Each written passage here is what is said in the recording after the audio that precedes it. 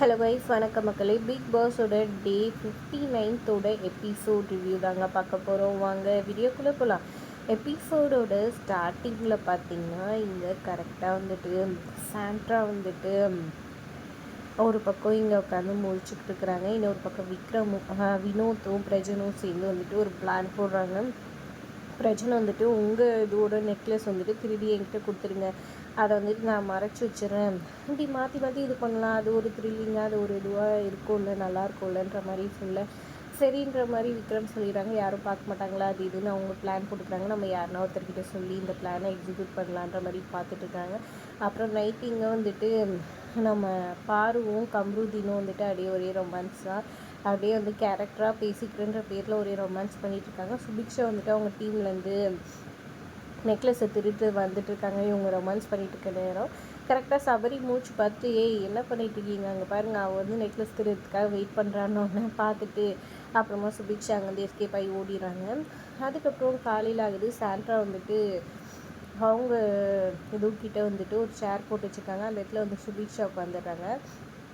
அதை பார்த்து சாண்ட்ரா இந்த சேர் நான் தான் போட்டேன், வேறு சேர் போட்டுன்னு உட்காந்துங்க, அதுவும் இல்லாமல் இது உங்கள் ஏரியா கிடையாதுன்னு சொல்ல யாருன்னே எங்கே வரலாம், இது டாஸ்க், இது வந்துட்டு ஒன்றும் ரூல்ஸ் கிடையாது அப்படி இப்படின்னு சொல்ல அப்படியா சரி ஓகே இந்த சேர் நான் போட்டதுன்னு சொல்லிட்டு அவங்க வந்து அந்த சேர் இதுவுக்காக வந்துட்டு சைடில் அந்த இது இருக்கிற இடத்துல உட்காராங்க. என்னது இது அப்படின்னு சொல்லி கேட்க நான் உட்காருவேன், இது என்னோட ஏரியா அப்படின்னு சொல்லிட்டு இது பண்ண 2 பேருக்கு ஒரே ஒரு இதுவாகுது.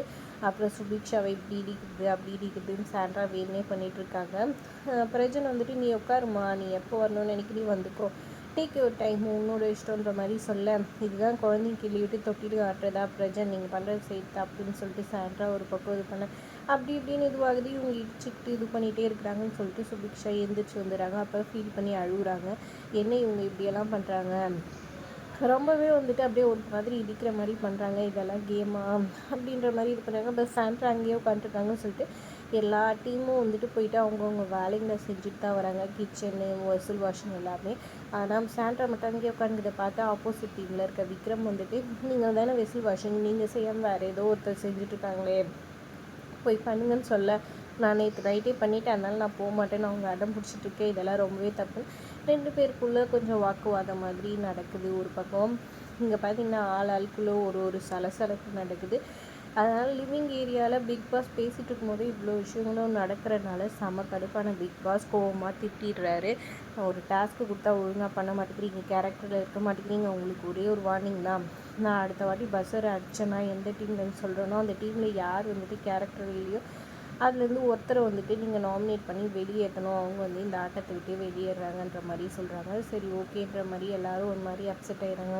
பிக் பாஸ் எப்படி அவமானப்படுத்திட்டுமேன்னு சொல்லிட்டு வினோத் ஒரு பக்கம், விக்ரம் ஒரு பக்கம், எல்லோரும் ஒரு பக்கம் ஃபீல் பண்ணுறாங்க. வினோத்தெல்லாம் சாரி பிக் பாஸ் நான் பண்ண தப்புனான்ற மாதிரி அவரெல்லாம் ஃபீல் பண்ணி இது பண்ணிகிட்ருக்கிறாரு.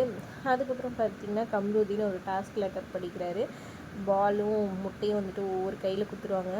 பாலுன்னு சொன்னால் டிக்கியில் டேபிளில் தூக்கி போட்டு இது பிடிக்கணும், முட்டைன்னு சொன்னால் மேலே தூக்கி போட்டு பிடிக்கணும். இந்த மாதிரி மாறி மாறி கரெக்டாக பண்ணிக்கிட்டே வரணும் பால் முட்டைன்ட்டு. அம்மா ஸ்மெல்லு லிக்குன்னு சொன்னால் ஒரு சாக்லேட் ஒன்று கொடுத்துருவாங்க, அதை வந்து லிக் பண்ணணும். இந்த பக்கம் ஒரு சோப்பு இது கொடுப்பாங்க, அதை வந்துட்டு மூந்து பார்க்கணும். இதுக்கு தான் வந்துட்டு டாஸ்க்கு, யார் வின் பண்ணுறாங்களோ இது பண்ணலான்னு சொல்லிட்டு ஆக்டிவிட்டி ஏரியா போயிடுறாங்க. ஒவ்வொரு டீம்லேருந்தும் ஒவ்வொருத்தர் அட் அ டைமில் வரணும். இதே மாதிரி பண்ணிக்கிட்டே இருக்கிறாங்க மாறி மாறி. அதில் பார்த்திங்கன்னா ரெட்ரோ டீம் தான் வந்துட்டு அதிக பாயிண்ட்ஸோடு வின் பண்ணுறாங்க. செமையாக போகுது. பொறுத்திருந்து பார்க்கலாம் என்ன நடக்க போகுது ஏது நடக்க போகுதுன்ட்டு. அதோட எபிசோட் முடியுதுங்க.